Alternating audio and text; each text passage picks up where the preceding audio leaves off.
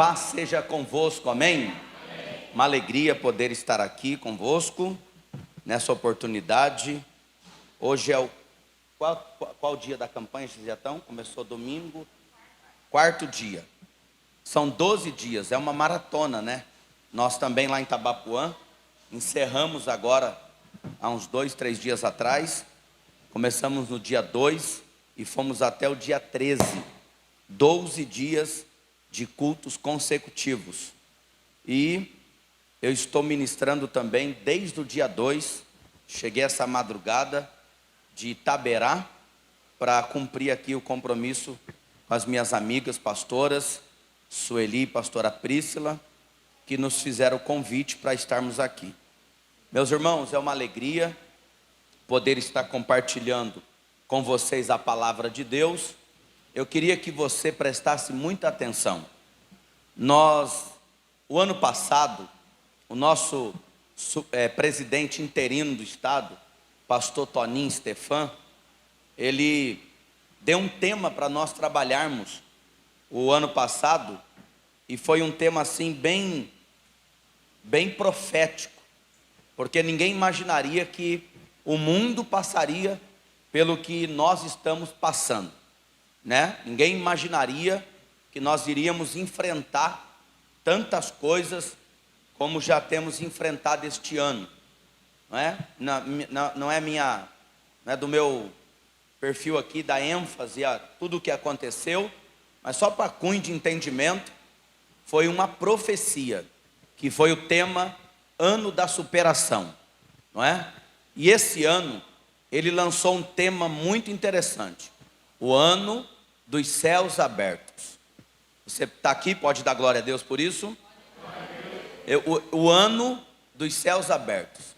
A maioria da igreja quadrangular no Brasil tem trabalhado esse tema, principalmente no estado de São Paulo, aqui onde nós residimos, aqui no caso, nossa região aqui noroeste do estado. Mas em muitos lugares que eu fui ministrar, o tema era o mesmo, o Ano dos Céus Abertos.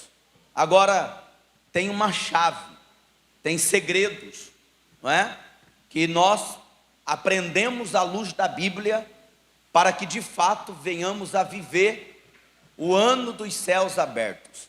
Quem aqui deseja viver o Ano dos Céus Abertos? Ana desejou viver e viveu. Abraão também viveu o Ano dos Céus Abertos, entre tantos outros. Mas eu quero falar nessa noite, hoje, amanhã e até sexta-feira, eu estarei convosco 3 noites consecutivas, abordando o mesmo tema. É desafiador para mim, não é? Ter que falar do mesmo tema em situações, em textos diferenciados, mas tratando sobre o mesmo tema. Eu quero falar sobre a honra. Antes da gente começar a pregar, nesse tempo que eu tenho, eu preciso te informar que a honra, ela é uma chave no mundo espiritual. Eu vou repetir, a honra, ela é uma chave no mundo espiritual. Se eu a pratico, eu posso ser beneficiado pelo céu quando eu pratico honra. E isso não é só no âmbito espiritual, igreja, no sentido de evangélico. Não, a honra está em todos os lugares. Honra ao patrão, honra às autoridades, ela é uma chave. Você pode repetir comigo, por gentileza, não sendo enfado? Você pode dizer comigo, diga: a honra, ela é uma chave. Nós vamos aprender aqui hoje, amanhã e até sexta-feira sobre honra. Hoje eu quero explicar para vocês o que de fato é a honra, quais as vertentes que a palavra honra nos traz, qual é o leque que ela abre para nosso entendimento, essa pequena palavra honra. É bom eu ressaltar aqui que quando nós a praticamos, principalmente nós evangélicos, que temos a Bíblia como a nossa regra de fé e nós a obedecemos, a honra, ela é uma chave e ela pode abrir tesouros escondidos. A palavra honra, em tantas vertentes, eu destaquei alguns significados. A palavra honra quer dizer tratar com valorização. A palavra honra, ela quer dizer olhar com olhos favoráveis, tratar com respeito, ter em autoestima. Essa é algumas das vertentes do significado da palavra honra. Se você quiser saber o significado oposto da palavra honra, é a desonra. Pastor, e o que significa a desonra? Entre tantas vertentes também, eu quero destacar duas.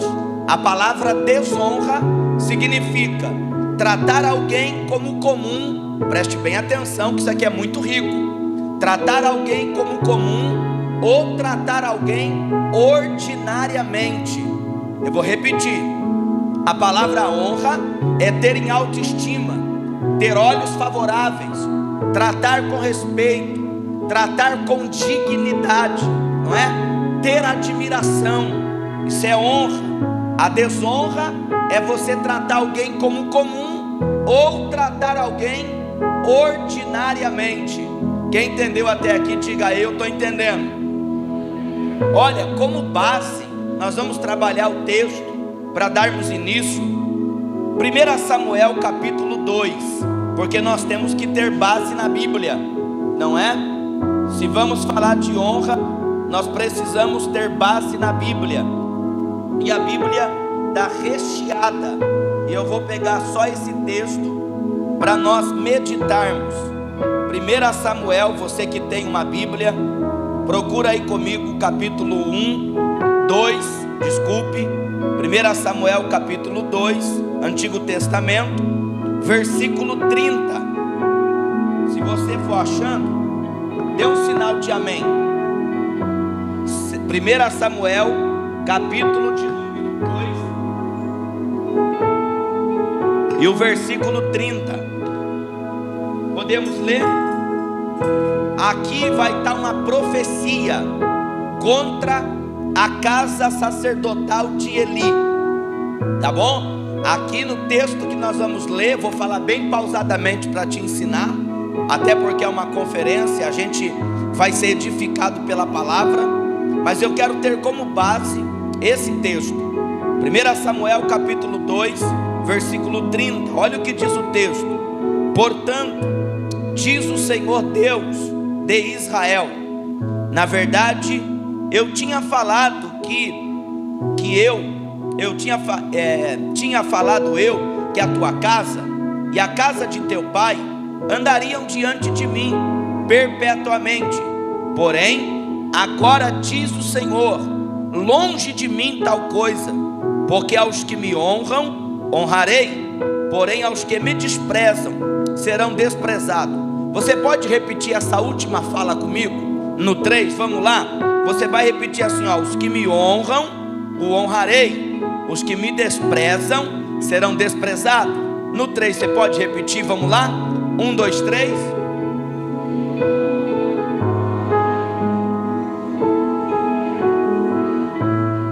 Algumas traduções diz: os que desprezam serão aviltados. É o mesmo sentido de que desprezo. Esse desprezo aqui, gente, é tão forte que aqui Deus não ouve nem a oração. Para você ter uma ideia da profundidade dessa palavra. É interessante olharmos para esse texto, porque todos nós conhecemos, acredito que essa passagem bíblica. Perceba que Deus, essa família sacerdotal, eles estavam debaixo de uma promessa. E a promessa era que Deus sempre levantaria um sacerdócio. Por exemplo, se Eli viesse morrer, os seus 2 filhos, Ofni e Finéias, já eram sacerdotes. Eles já estavam exercendo a função sacerdotal. Se eles viessem a óbito, a promessa de Deus é que os seus filhos ou os netos de Eli assumiriam o sacerdócio. E olha que palavra é essa: perpetuamente. Deus deixou instituído na sua palavra que essa família sacerdotal andariam na presença dele perpetuamente. Agora, o que leva a Deus dizer na palavra: longe de mim tal coisa? Esse longe de mim tal coisa é porque Deus está triste. É o mesmo sentimento de Gênesis capítulo 6. É o mesmo sentimento de tristeza. Porque você acha que em Gênesis 13 era a vontade de Deus mandar o dilúvio e destruir toda a criação que Ele mesmo criara com a sua própria mão, que era o ser humano? É óbvio que não. A maior criação de Deus foi o ser humano. Deus o criou para a sua glória. Perceba que tudo que é da terra, Deus fez com que a terra produzisse. Tudo que é do mar, da água, Deus fez com que a água produzisse. Mas o homem, Deus deixou claro: façamos ele conforme a nossa imagem e a nossa semelhança. Foi a maior criação de Deus.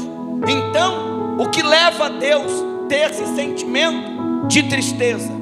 O pecado, a imoralidade, tudo que pode afastar o homem de Deus é o pecado. Aí o texto vai dizer que Deus está triste, que Deus está arrependido. Longe de Deus tal coisa. Perceba, olha aqui para mim. A vontade de Deus, irmãos, a vontade de Deus. Isso aqui não é palavra de pregador, isso aqui é Bíblia. Deus, Ele ama recompensar quem trabalha com a honra. Eu vou repetir. Olha o que Deus disse para Abraão em Gênesis 15.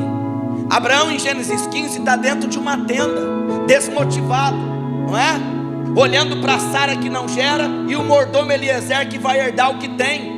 Aí Deus chega em Abraão e fala assim, ó, 3 coisas: não tenha medo, eu sou o teu escudo, e a tua recompensa será grandíssima. Ou seja, era para você ter dado um glória, mas vou continuar.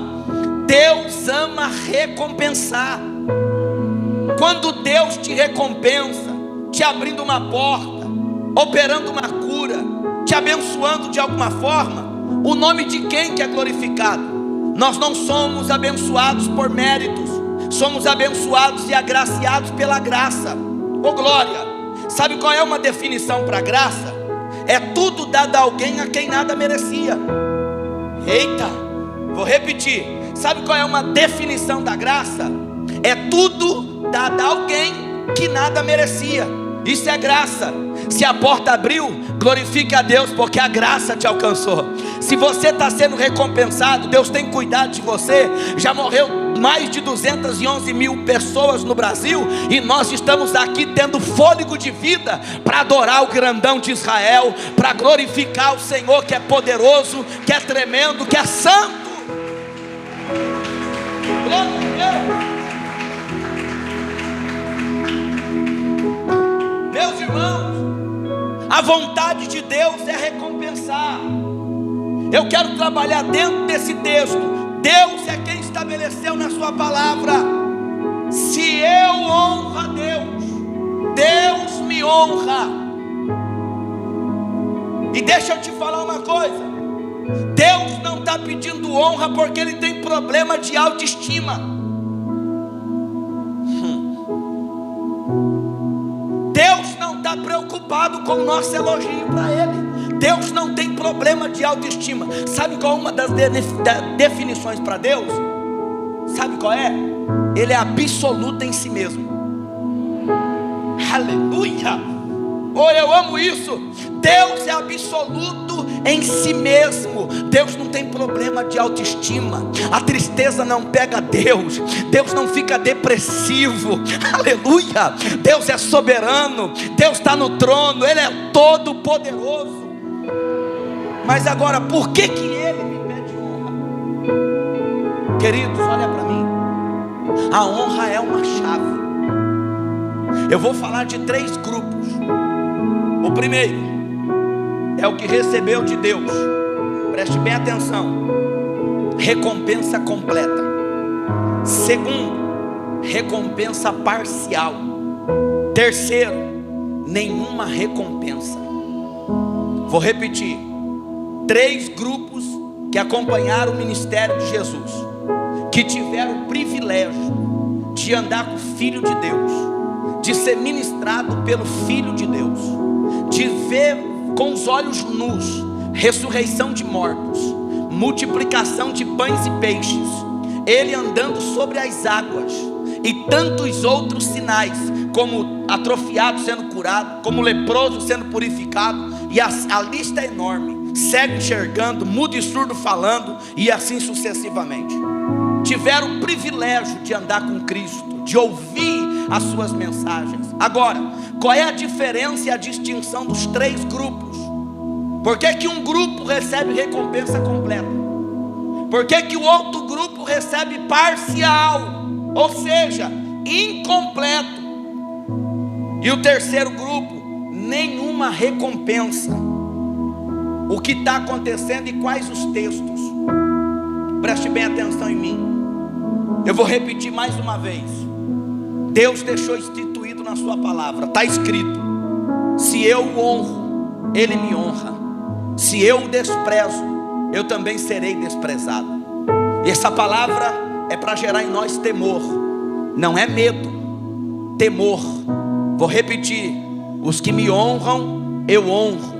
Os que me desprezam, você vai ver eu bater na tecla muitas vezes nessa palavra. Os que eu honro, eu também. Os que me honram, eu honro. Os que me desprezam, serão desprezados. Lembrando que Deus não tem problema em autoestima. Agora preste bem atenção.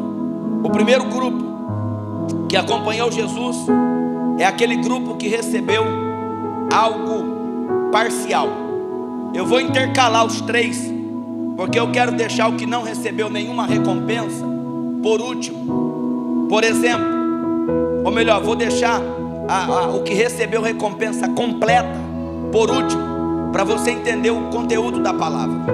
A Bíblia diz em Marcos capítulo 6, se você quiser acompanhar, marcar um papel, para depois você ler em casa. Eu conheço o texto, eu sei do que eu estou falando, então preste bem atenção. Jesus Cristo, quando Ele já tinha principiado o seu ministério, você sabe muito bem que Ele nasce em Belém, mas Ele é criado em Nazaré, até para se cumprir uma profecia, que Ele seria chamado de Nazareno, ok? Então Ele nasce em Belém, mas Ele é criado em Nazaré. Quando Jesus já estava grande, já estava apregoando o Evangelho, os sinais já eram notórios no seu ministério, porque Ele era um pregador completo. Não era só bom de mensagem, mas Ele era também usado por sinais nos seus cultos. E a maioria dos seus púlpitos, a maioria das suas mensagens, você vai perceber, não é dentro de um templo, não é dentro de uma sinagoga. Na maioria das vezes, Jesus está pregando na beira-praia, como o sermão da bem-aventurança. Ele está no Monte das Oliveiras. Mateus capítulo 5, capítulo 6 e o capítulo 7, você vai encontrar 111 versículos só de ensinamento. Jesus falando sobre oração, Jesus falando sobre dar esmola, Jesus falando sobre jejum, Jesus falando sobre o perdão. Em Mateus 6, 14 e 15, Ele conclui o seu sermão dizendo: todo aquele que ouve a palavra e pratica, eu comparo como um homem prudente, que edificou a sua casa sobre a rocha. Veio o vento, o rio, a tempestade, deu na casa e ela não caiu, porque quem ouve a palavra e pratica está estruturado. Vento não tira da presença, tribulação não tira da presença, problema não tira da presença. Pode soprar o vento que for, macumba não tira da presença, feitiço não tira da presença, nada vai te afastar da presença. Mas em contrapartida, aquele que ouve a palavra e não a cumpre, comparo como um homem sensato, que edificou sua casa na areia. Vai vir o problema, o vento, a tempestade, dá na casa e grande é a sua queda. Para mim é o maior sermão de Jesus, está aqui em Mateus 5, 6 e 7. Mas quando uma das únicas vezes que Jesus está dentro de uma sinagoga, foi na cidade de Nazaré, na cidade que ele foi nascido. Olha que interessante, o texto diz que era um dia de sábado. Ele tinha acabado de realizar muitas coisas e ele entrou dentro da cidade. Como era um dia de sábado, para cumprir o seu regime religioso, como todos judeus naquele tempo, ele entrou dentro de uma sinagoga. De repente, o assistente que estava assessorando o culto, a liturgia daquele dia, daquela manhã talvez, pegou os pergaminhos.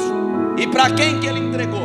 Entregou justamente, não por uma coincidência, mas por um propósito, para o cumprimento de uma profecia. Quando entregou para Jesus o assistente o livro, a Bíblia diz que Jesus abre o pergaminho, e quando ele abre, cai lá em Isaías, quando o próprio profeta profetizou dizendo: o Espírito do Senhor está sobre mim, pelo que o Senhor me ungiu para pregar boas novas aos quebrantados de coração. Estou arrepiado. Para pôr em liberdade os cativos, para pôr em liberdade os oprimidos, curar os enfermos, apregoar o ano aceitável do Senhor. Quando Jesus acabou de ler isso, que ele fecha o pergaminho, entrega para o assistente, segundo a Bíblia, diz que está todo mundo na sinagoga. Quem me ouve, diga amém. Está todo mundo na sinagoga com os olhos fitos nele, atentos. De repente, irmãos, Jesus solta uma bomba dentro da sinagoga. Que isso, pastor? Ele é homem bomba? Não, deixa eu te explicar. A bomba que ele solta, está todo mundo olhando para ele pasmado. De repente, ele se levantou na sinagoga, abriu a sua boca e disse: hoje, estas palavras que eu acabei de ler se cumprem em vossos ouvidos. Pastora Sueli, por que ele foi dizer isso?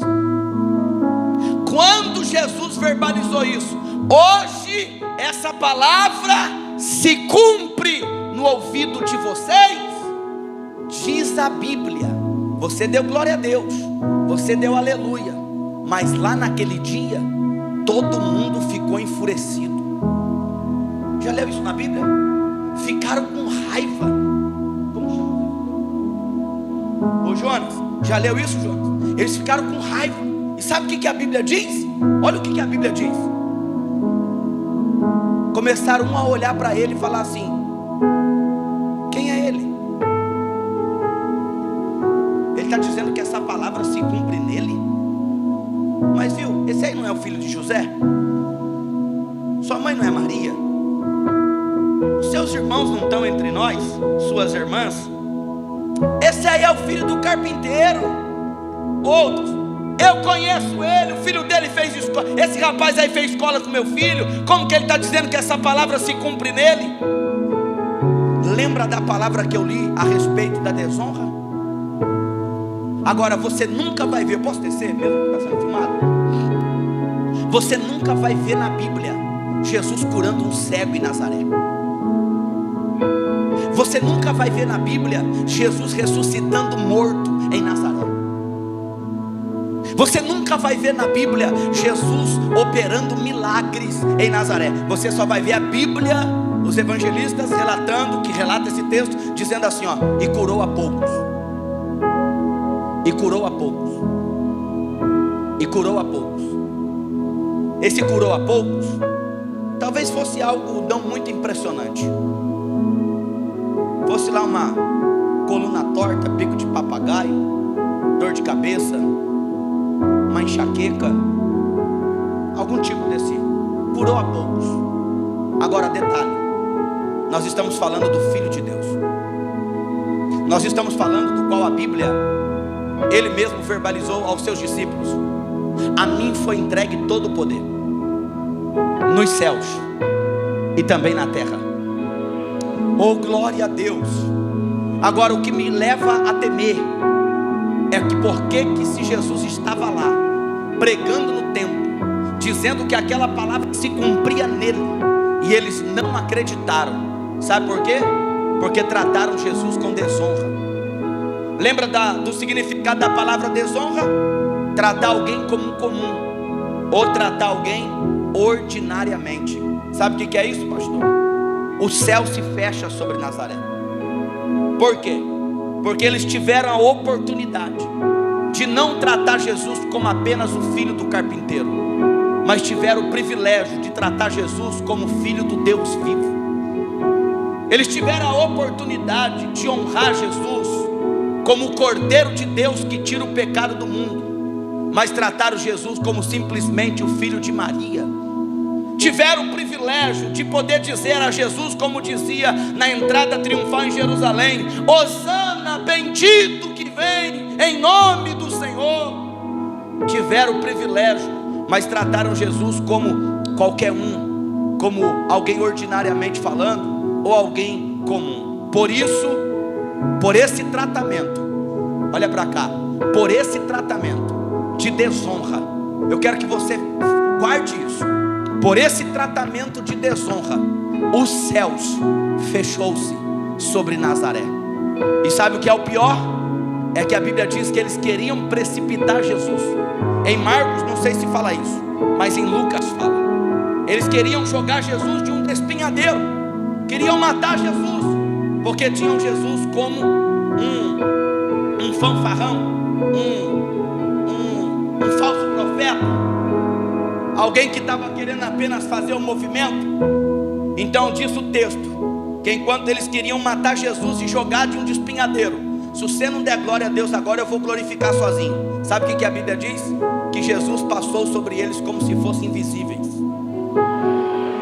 Invisível está no plural, é muitos. Invisível. Ou seja, imagina a cena. Cadê ele? E ele passando perto. Diz o texto que ninguém conseguia enxergar ele. Estavam querendo matar ele. Ele passa em frente, mas eles não o reconhecem. Ele sai dali e nas aldeias vizinhas começa a pregar, fazer milagre, fazer prodígio. Maravilha.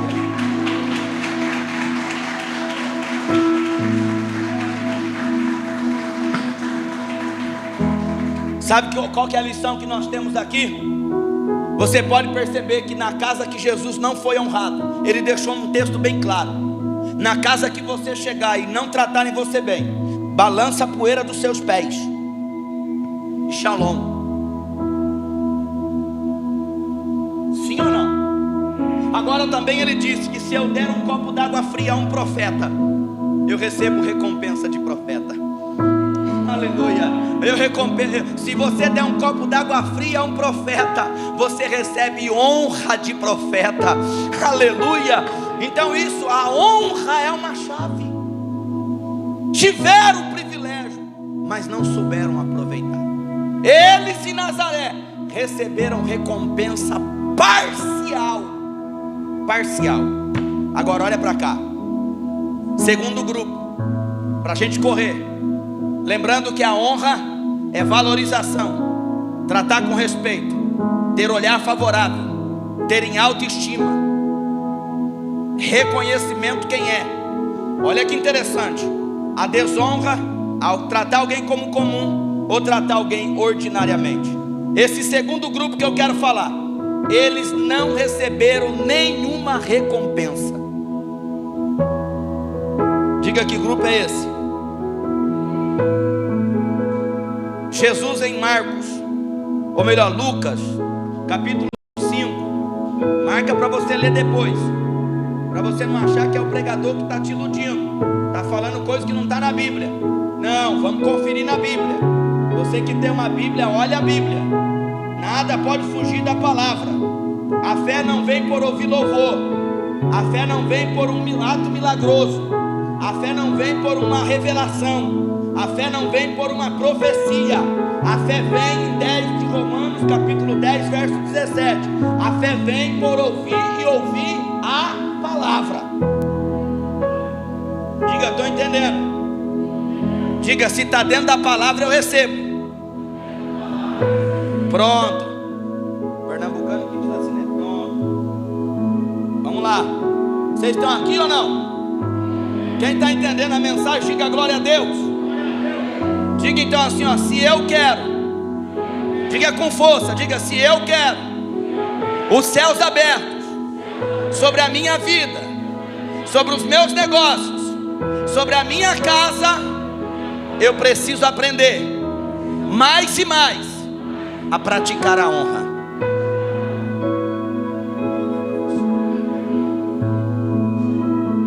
Segundo grupo que não recebeu nenhuma recompensa, está em Lucas capítulo 5, verso 17. Eu conheço esse texto também.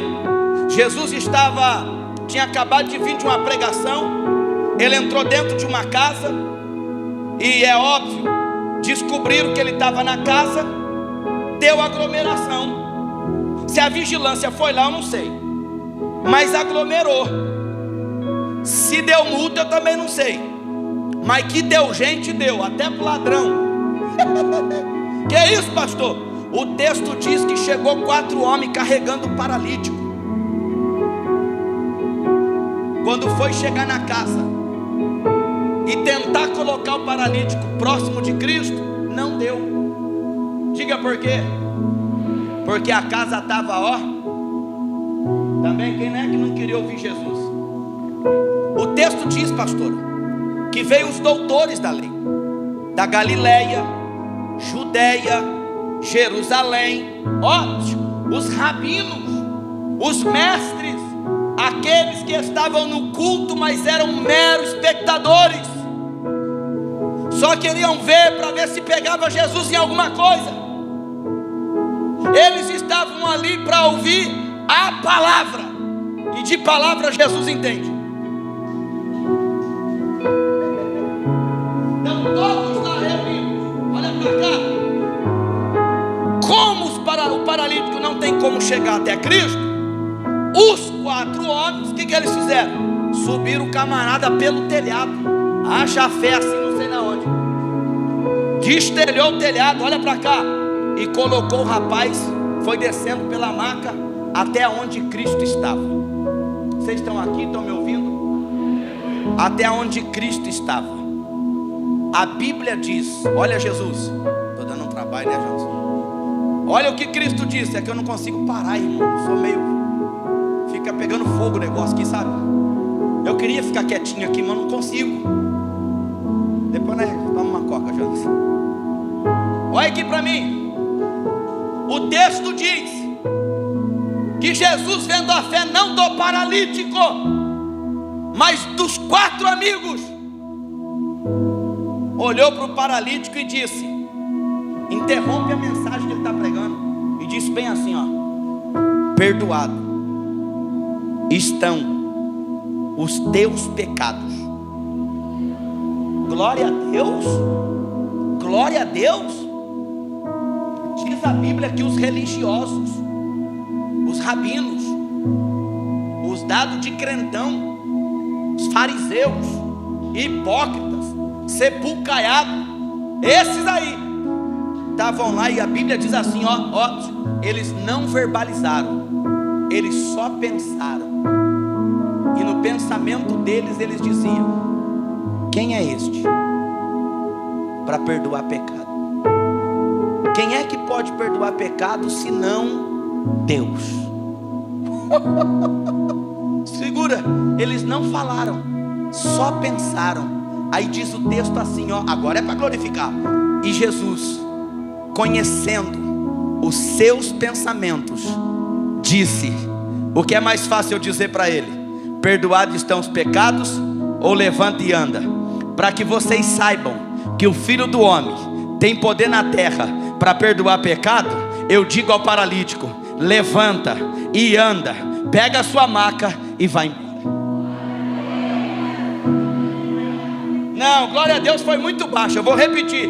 Os rapazes não falaram, só pensaram. Olha para alguém do seu lado e fala assim, ó: Jesus sabe o que você está pensando agora. Se você pensou aí, ai que culto chato, Jesus sabe. Se você pensou aí, ai que pregadorzinho irritante, Jesus está vendo. Então, ó, mesmo que não deixe, fala que tá bom.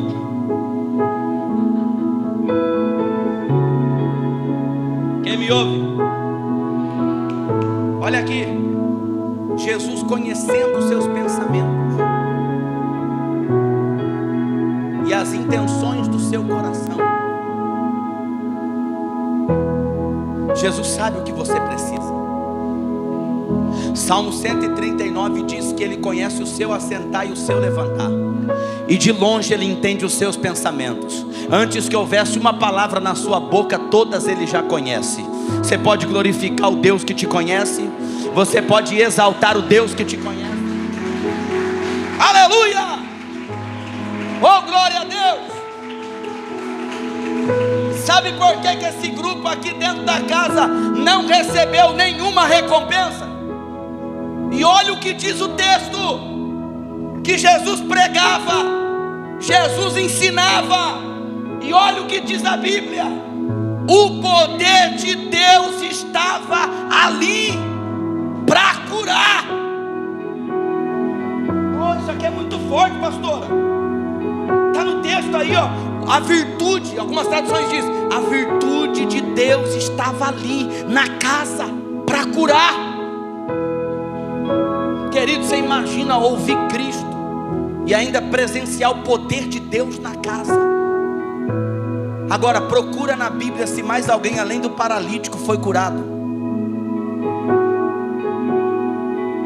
Percebe a profundidade e a riqueza quando eu pratico honra por eles ter desprezado Jesus. Quem é esse para perdoar pecado? Isso aqui é desprezo. Só um que pode perdoar pecado, Deus. Só Deus. Aí Jesus dá uma na espinha dorsal deles. Só o paralítico foi curado. Agora o que me chama a atenção é que o poder de Deus estava lá e nem um cego enxergou. O poder de Deus estava lá, nem um paralítico mais andou. O poder de Deus estava na casa e provavelmente tinha muita gente necessitada ali. Mas sabe por que ninguém mais foi curado? Diga por quê. Porque trataram ele como desprezo. Diga: eu honro os que me honram. Diga: os que desprezam serão desprezados. Para encerrar, como passa rápido, né? Já falta 13 minutos para as 9. Eu já estou falando quase meia hora. Uns 25 minutos. Passa muito rápido. Olha aqui para mim. Palavra. Você quer viver céus abertos? Eu te pergunto assim, ó, que grupo você está fazendo parte desses que eu estou citando? Não responda. Por que muita gente na igreja não recebe milagre? Por que alguns testemunhos e outros não? Deus não faz acepção. Deus não faz acepção. Faz? Hã? A vontade de Deus não é abençoar todos? Não é prosperar todos? Sim ou não, igreja? Diga assim, ó: se eu quero viver céus abertos, diga: eu vou praticar a honra. Terceiro grupo que acompanhou Jesus, e aqui eu encerro.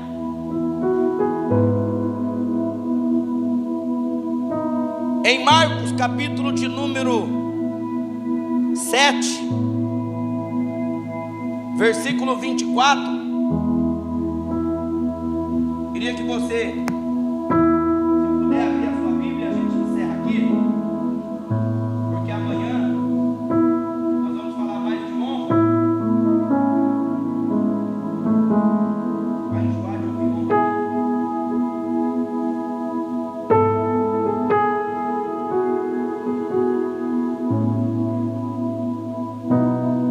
Marcos capítulo 7, verso 24, depois Marcos 14.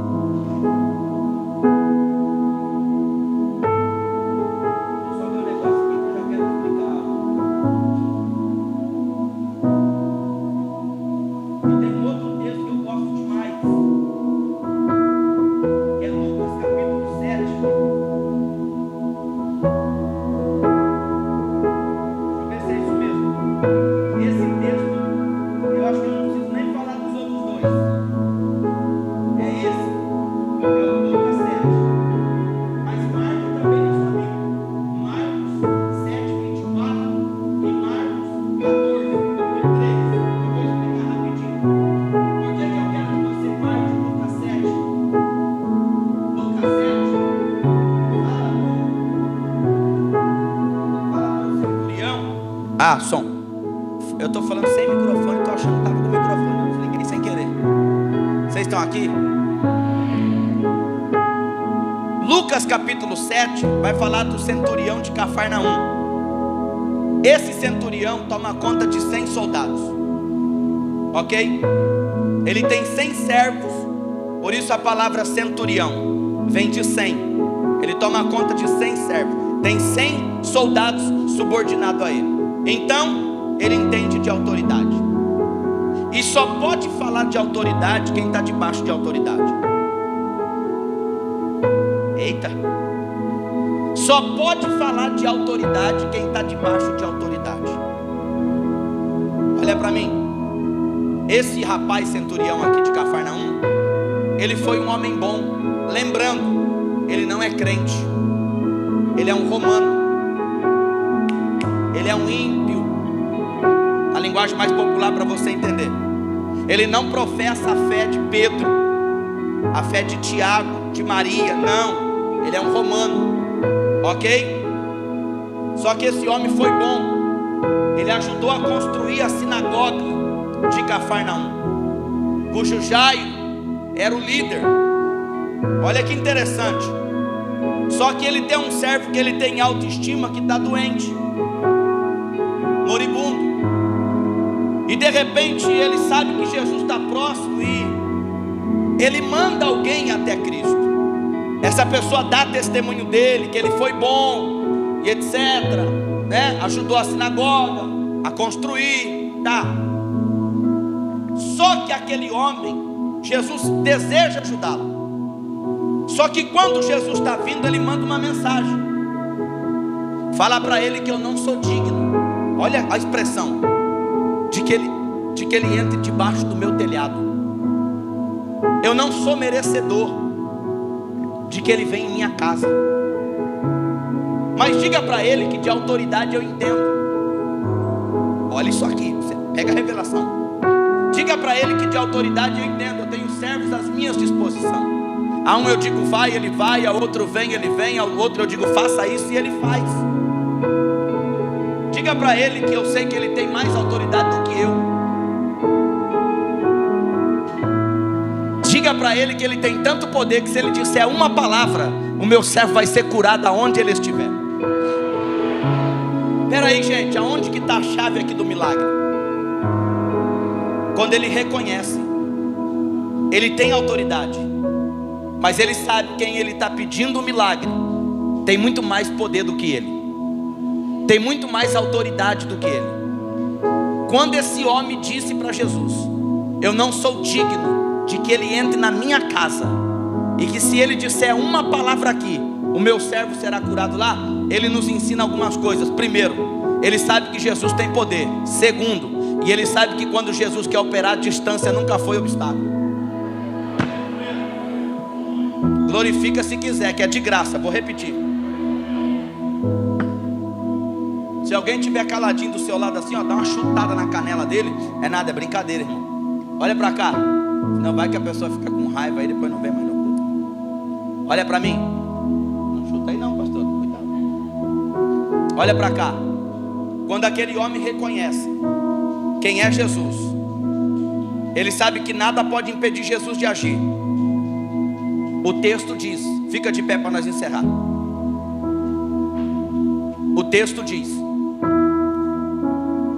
que o servo daquele homem foi curado imediatamente. Agora, por quê? Aonde está o reconhecimento? Quando ele reconhece que Cristo pode, quando ele sabe e reconhece que Deus tem poder, que Jesus tem poder, e que a distância jamais impossibilitará ele de agir. Sabe o que é isso? Isso é reconhecimento, isso é honra. Olha o que Jesus disse para aquele homem. Eu digo a todos vocês que me cercam, tinha muita gente perto de Jesus, que eu afirmo aqui diante de vocês, que nem em todo Israel eu encontrei tanta fé. Não, irmão, glória a Deus. Sabe o que Jesus estava dizendo para aquele homem, para nos ensinar? Que aquele romano que nem crente era, tinha mais fé que Pedro.